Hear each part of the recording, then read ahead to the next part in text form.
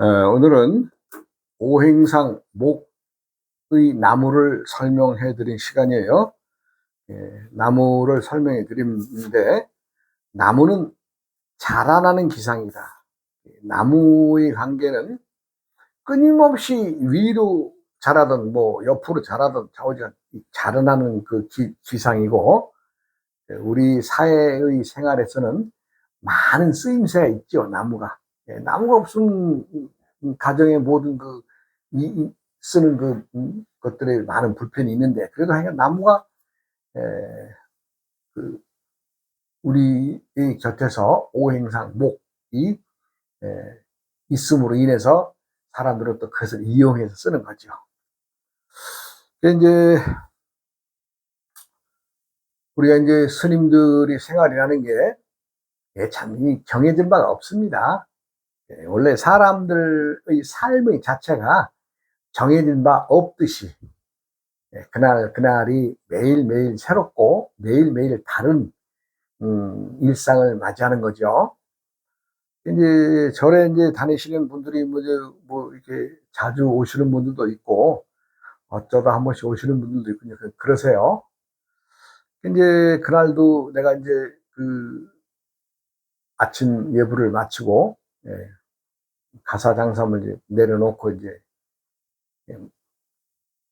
밖으로 나가려고 이제 이렇게 준비를 하는데, 우리 마당가에 메어둔 우리 강아지 대롱이가 막 그냥 신나게 짖어요.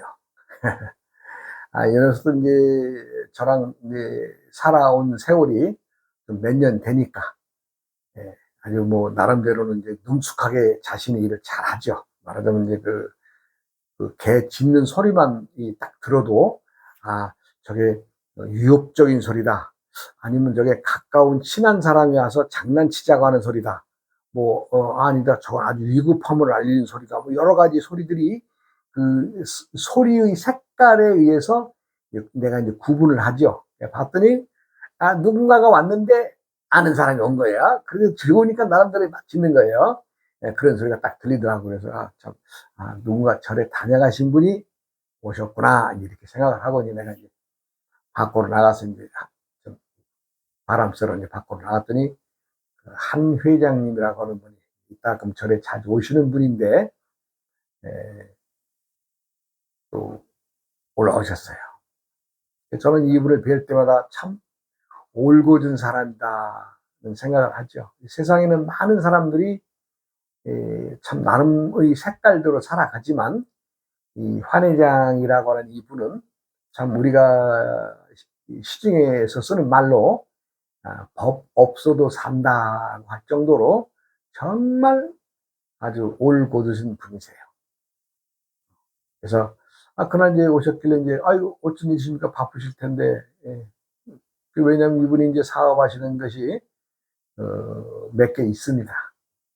몇 개 있어요. 말하자면 이제 건설업도 하시고 중장비업도 하시고, 요즘에는 사업의 한 파트로서 남을 도와주기 위한 그런 후원 사업을 또 시작하셨어요. 그래서 바쁘죠.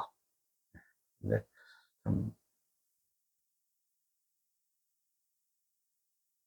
찾아오는 것이 반갑고, 그래서 이제 안으로 들어가 차 한잔 합시다. 일단.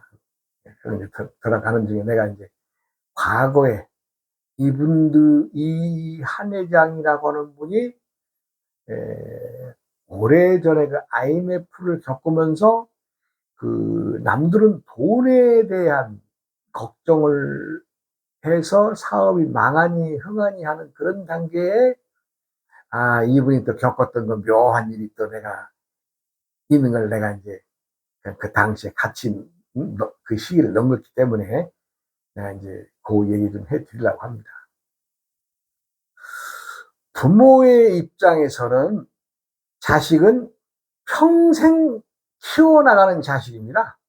그거 뭐 자식이 커서 대학 졸업하고 결혼을 해서 다른 집 살고 다른 또 일을 하고 산다고 해서 그 자식이 부모의 곁을 떠났다라고 하지만, 부모의 정신 속에서는 뭐예요?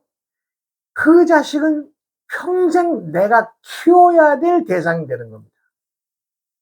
내가 평생을 키워야 돼. 그러니까 누구라도 자신보다도 내 자식을 뭔가 세상 밖으로 드러내기 위해서 부모들은 노력을 하죠.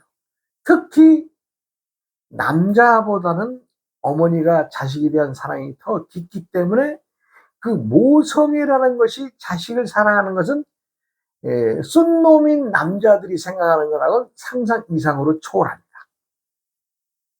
근데 IMF 때 우리 하이나르님이 우리 그 부인한테 한 방 얻어 맞죠. 이혼합시다 이렇게 된 거예요. 네. 뭘 잘못한 게 있어야 이혼하죠. 그런데 아이가 당신 같은 사람하고 살기 싫다고 무조건 이혼만 해서 당신 나한테 위자료를 달라고 이렇게 덤벼드니까 한 회장이 뻥찐 거 아니에요. 놀랬던 거 아니에요. 이거 왜 이러지 이거. 그런데 이제 가만히 이제 상황을 들여다보니까 당시에 이제 아들이 30대 초중반에 이제 말하자면 가정을 가지고 살면서 이 큰아들이 아들 둘 딸 하나인데 이 큰아들이 뭔가 자신의 또 그 잘하는 걸 발견하지 못한 거예요. 그때까지 뭘 잘하는지를 모르는 거예요.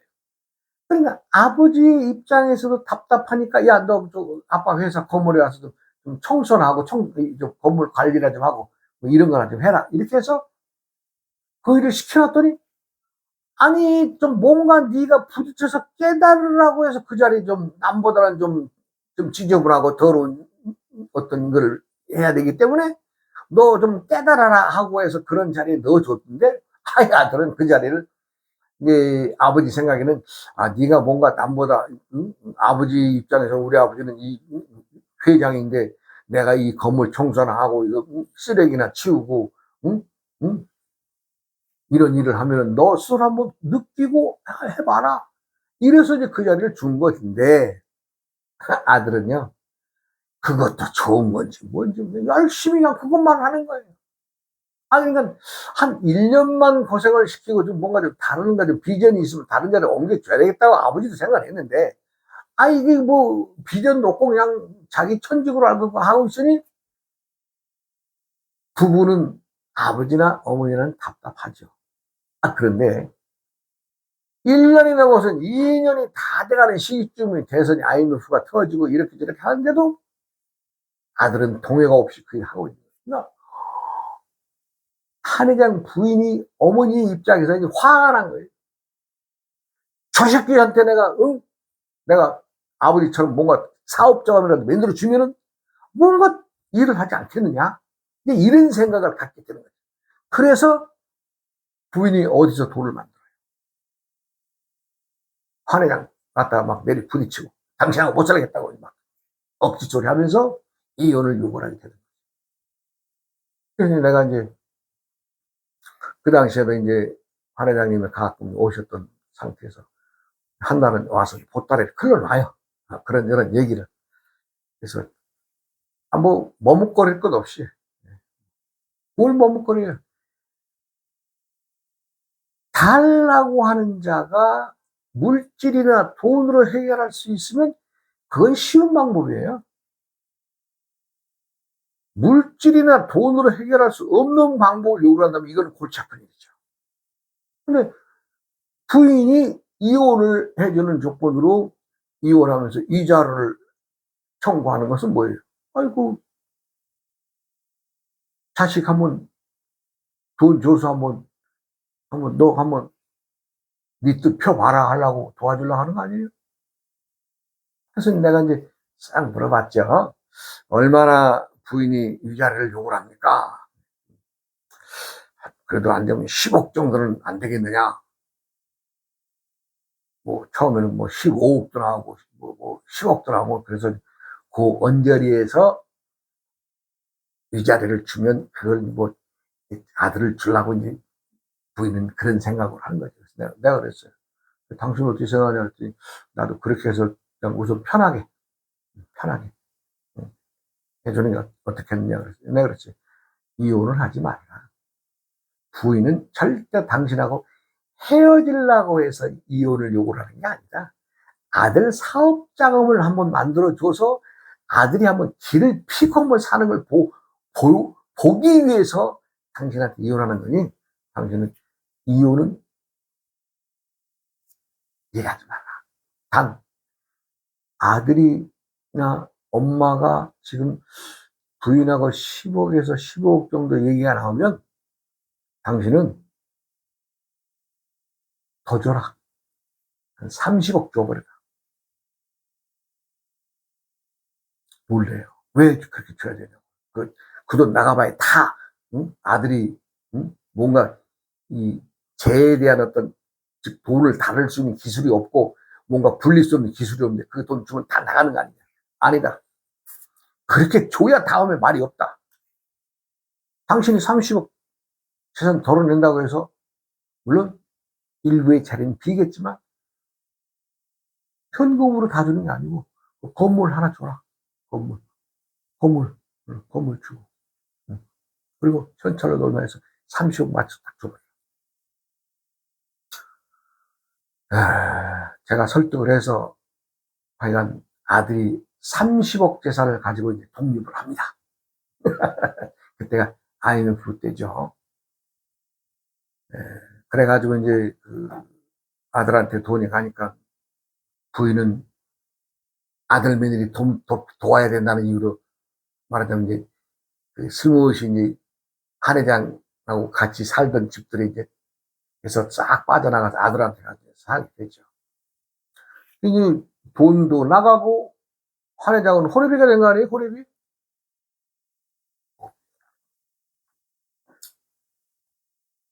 아주 그러고 이제 세월이 흘러갑니다. 10년쯤 세월이 흘러가요. 그런데 이제 누구라도 그렇잖아요. 자신의 잘할 수 있는 것은 초등학교, 중학교, 고등학교 때의 이 소질이 어느 분야가 달라집니다. 자기가 짊어지고 나온 어떤 기술들의 것을 고등학교쯤 되면은 이게 바뀌어요. 정하게 됩니다. 내가 첫 번째 잘하는 거, 또 두 번째 잘하는 거, 이렇게 해서 나름대로의 정리가 되는데, 요 큰아들은 잘하는 것도 없고, 못하는 것도 없고, 그러니까 뭔가 잘하는 게 안 나와요. 그 대학교도 많은 돈 들여서 외국 유학도 갔다 왔는데, 안 되는 거예요. 근데 둘째 아들은요, 그림 그리는데, 재질이 있어서, 또 그쪽으로 그냥 풀려나가도 부모 속 안 썩히고, 그냥, 지가 분가해서 결혼해서 잘 살아요. 딸도 마찬가지고. 근데 이 큰아들만 문제가, 큰아들만. 왜 큰아들이 문제가 되느냐? 이거 잘 들어두세요. 큰아들은 부모들이 큰아들이라고 하는 이름으로 시족사회의 중심에다 앉혀놓습니다. 너는 잘 돼야 돼. 너는 잘난 놈이야. 너는 잘할 수 있어. 하면서 부모의 허풍을 잔뜩 먹고 크죠. 큰아들은요. 예. 잘난 것도 없는 놈이, 그 집에만 들어오면 부모가 그냥 허풍을 갖다 막 집어넣어가지고. 그런 자식들이 많습니다. 예. 그러다 보니까 자신이 뭘 해야 되겠다는 욕심도 뭘 잘하는지도 모르고 크는 거예요. 말하자면 반팽이가 돼서 그런 거지, 반팽이가. 그런 자식들이 많은데 특히 큰 자식들, 큰 아들들에게 나오는 현상이 두드러집니다.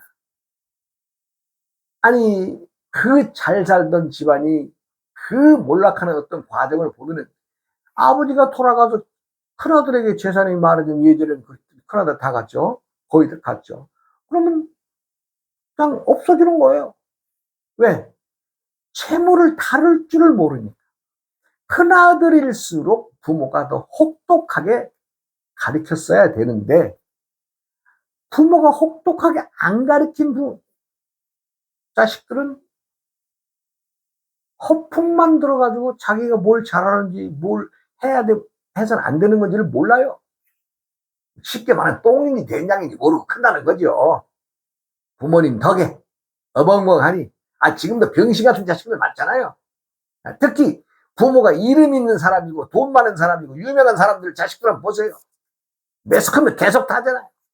누구누구의 아들 뭐 누가 뭐 마약했다 뭐 누구누구 아들 뭐 누구한테 사기치고 했다 많이 나오잖아요. 왜요? 부모들이 허풍을 키워준 거예요. 잘못된 점이 있으면 과감하게 부모가 두드려야 돼요. 그래야 그 자식이 세상을 볼 눈이 달라질 텐데. 그러니까 뭐 그만하고 우리 한 회장 아들도 그냥 10년이 되니까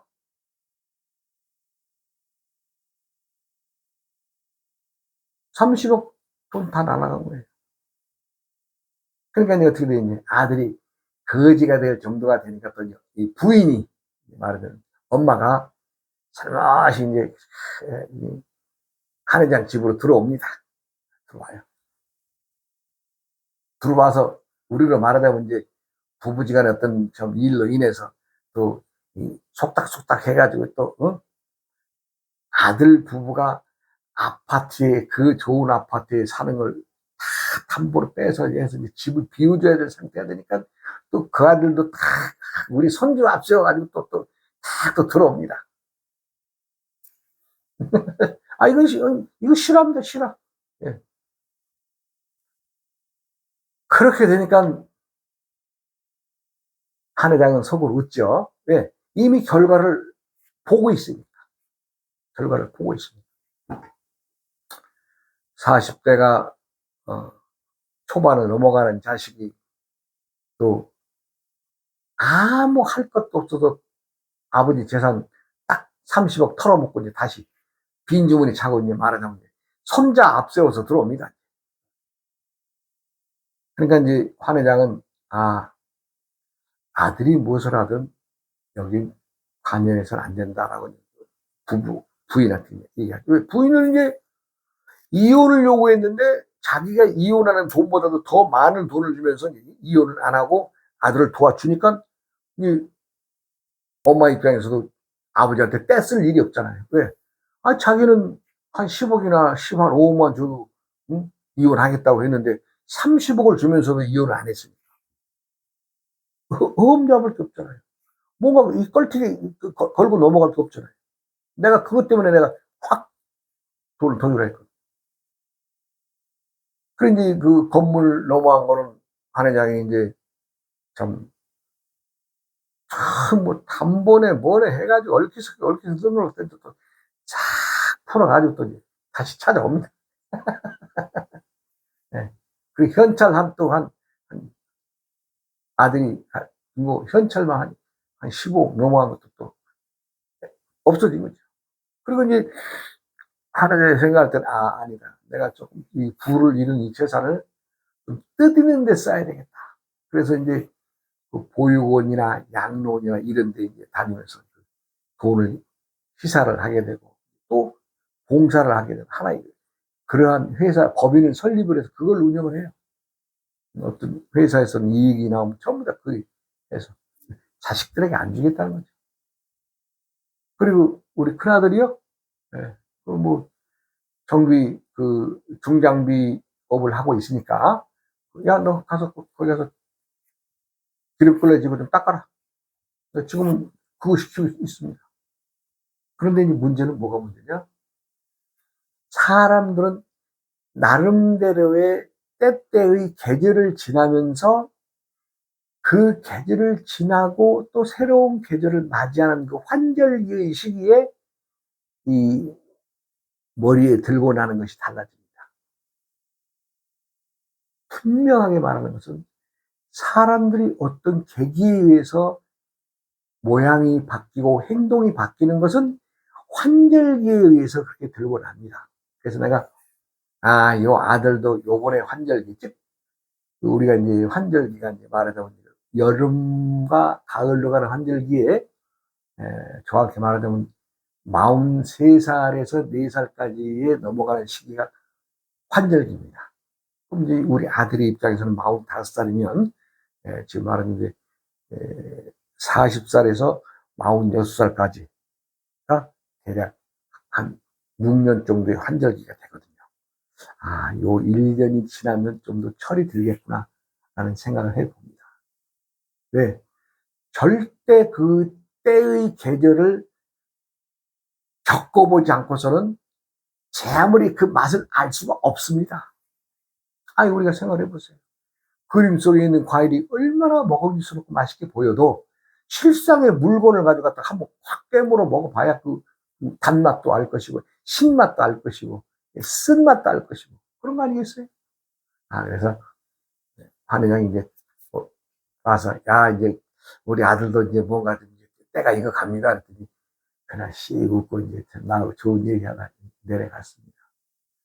그러나 나이가 먹든 안 먹든 부모한테는 자식이 항상 키워내야 되고 커나가는 대상으로 되어 있습니다.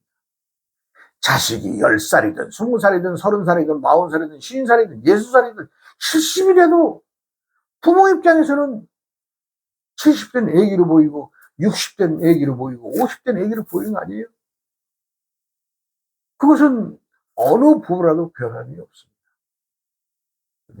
내가 나무의 기상, 나무의 기상은 자라나는 커나는 기상인데 부모의 마음을 내가 담아서 말씀을 한회장이 예를 들어서 말씀드린 거죠.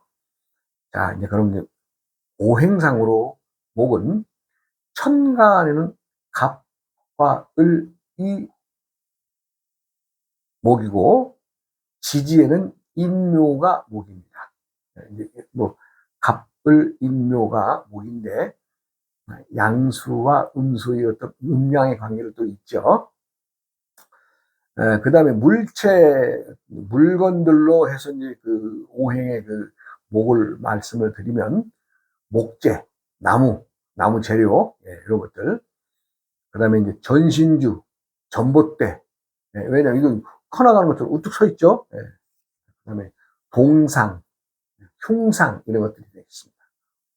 그 다음에 발전기, 가로수, 고층 빌딩, 의복, 종이, 그릇, 목기, 나무 수저, 서적, 책상, 탑, 박달나무, 섬유질, 비누, 묘목, 가구, 낚싯대, 창고 등이 물체의 목의 분류에 속합니다. 그 다음에 인체, 우리 사람들의 인체를 목의 어떤 부분으로 보면 머리, 담낭, 눈, 근육, 동맥, 무릎, 팔, 간장. 여기서 간장은 우리들의 간을 얘기를 합니다. 우리가 음식에 쳐서 먹는 간장이 아닙니다. 간을 말합니다. 이마, 모세혈관, 말초신경, 수족, 손가락, 발가락, 정강이 등이 말하자면 이제 우리가 인체의 분류에서는 목에 속합니다. 특히 이제 주로 목 그러면 간, 담을 말하죠. 간, 담. 간은 음이고 말하자면 담은 양 이렇게 분류가 되죠. 그러니까 우리의 오장육부의 모든 부분들은 다 오행에 배속되어 있습니다. 예를 들면 목, 화, 토, 금, 수 그러면 목 하면 간, 심, 비, 폐, 신 이렇게 분리됩니다. 손에다 넣어놓으면 좋습니다. 외우기가. 이것은 오행을 목, 화, 토, 금, 수 이렇게 하면 됩니다. 이렇게 하면 오행 아니에요? 그럼 간은 무엇과 함께 하느냐? 담, 간, 담. 손가락 위는 간, 담. 그 다음에 오행상 화는 심장, 소장. 이렇게 심장과 소장이 오행상 이렇게 말하자면 화에 들어가고. 그 다음에 토, 비위. 우리가 비위라는 단어를 많이 쓰죠. 뭐 갑자기 비린 걸 먹거나 뭐 쓴 거를 먹거나 비위가 약하면 구토를 한다든가 이럴 때 비위가 약하네, 비위가 좋네, 뭐 넉살 좋네 이런 얘기들이 다 위장이 튼튼해야 됩니다. 위장은 모든 것을 받아들이는 중앙의 토기 때문에 위가 튼튼해야 몸이 튼튼합니다. 그러니까 비위가 좋아야 되겠죠. 근데 많은 사람들이 비위가 또 약한 사람들이 있죠. 예. 남의 어떤 것을 보면 그냥 비위가 확 틀린 사람들. 또 음식을 먹을 때 무슨 냄새를 맡으면 확 또 맡아서 역겨운 냄새는 그걸 소화를 못하고 멀리하는 그런 그 비위가 약한 사람들 많죠. 오행이 토입니다. 그래서 토가 중요한 것은 중앙방이기 때문에 우리 몸의 모든 들고 나는 것은 토가 관장을 하기 때문에 그렇습니다. 그래서 우리는 비위가 좋아야 될 이유가 있습니다. 그럼 비는 비장과 위장을 말합니다. 우리가 비장은 우리가 지라라 그러죠. 지라. 길 따라보면 지라 있죠. 그거 보고 비장이라고. 그와 마찬가지로 비위가 좀 튼튼해야 됩니다. 나는 비위가 약하다는 사람들 거 자랑해서는 안 됩니다. 부끄러운 일입니다. 비위가 좀 좋아야 됩니다. 넉살 좋아야 됩니다. 자, 그 다음에 목화 토, 그 다음에 금은 폐, 대장. 폐와 대장의 관계가 오행상 금에 속합니다. 요즘에 이제 폐병과 대장병이 많은데 그 중에서도 대장의 병이 많죠. 요 이유가 있어요. 여기 우리가 1900년대에서 2000년대를 넘어오면서 그때부터 매운 음식을 아주 선호하게 되는 어떤 그런 걸 보게 됐죠. 이 매운 음식을 먹으면 어떻게 돼요? 매운맛은. 매운맛은 이거 장을 망가뜨리게 돼요. 망가뜨리게 된다는 얘기는 장이 병을 얻게 된다는 얘기죠. 그래서 지금 대장에 관한 병, 대장암, 직장암 이런 것들이 말하자면 오행상 금의 병입니다. 그렇기 때문에 매운맛도 나는 매운맛이 좋아. 아주 그 독한 캡사이신 같은 걸 먹고 이런 사람 많이 봅니다. 그러나 결국에는 그게 뭐예요? 물론 튼튼해서 자기가 정이 있어서 아무 이상이 없는 사람들 더러는 있겠으나 많은 사람들이 알게 모르게 매운맛에 취해서 먹어서는 안 될 어떤 그 강도를 넘어가면 위장이 달아지고 빵꾸나는 거 아니에요. 그러니까 직장암, 대장암이 전부 다 오행상 금에 속하는 병입니다. 그러니까 지금 폐병보다도 대장암, 직장암 환자들이 더 많잖아요. 내가 벌써 20년 전부터 얘기를 한 거예요. 아, 장이 빵꾸나겠구나. 예. 사람들은 음식은 슴슴하게 먹는 게 좋습니다. 슴슴하게. 예, 슴슴하게. 어떤 맛을 치우치지 않고 슴슴하게 먹는 게 좋습니다. 그리고 예전에 그 시골에서 이렇게 살 때 보면 간장을 종직에다 싸가지고 밥 한 줌만 가져가요. 거기다가 간장 이렇게 해서 그냥 먹습니다. 아, 그게 또 그게 건강에 이렇게 좋다네요. 예, 그런 것도 있고. 그리고 목화, 토, 금, 수. 수는 신장과 방광입니다.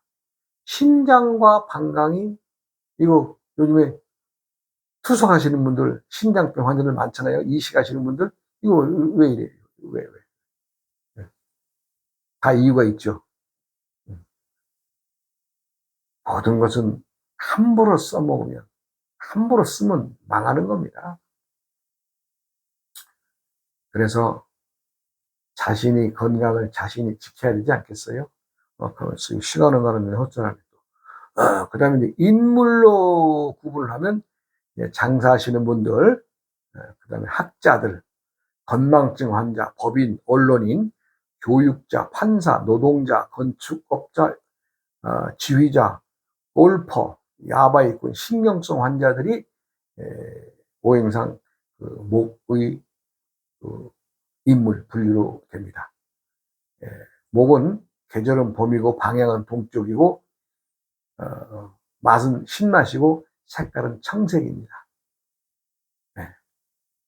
자식은 40이 됐든 50이 됐든 부모에겐 자식입니다.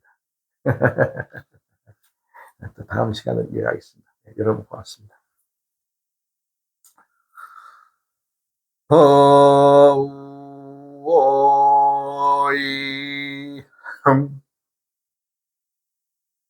우야 어흠 우야 어흠 흠